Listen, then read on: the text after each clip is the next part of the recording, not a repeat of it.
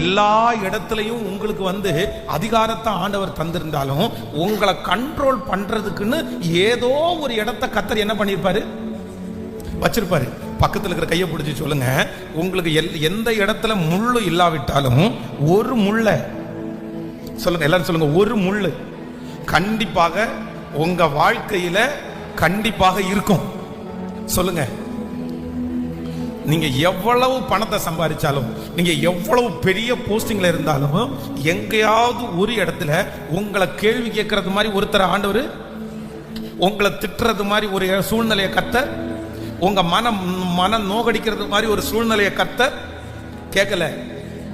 இன்னும் நிறைய பேர் கண்டிப்பா வச்சிருப்பாரு. ஏன் அப்படின்னு சொன்னா, ஆண்டவர் இதுக்கு ஏன் ஆண்டவரே, நான் நல்லவன் தானே, நான் ஆண்டவரை தேடுறவன் தானே, நான் பரிசுத்தம் உள்ள பிள்ளை தானே, எனக்கு ஏன் இந்த முள்ள வச்சிருக்கிறீங்க அப்படின்னு தேவனுடைய மனுஷன்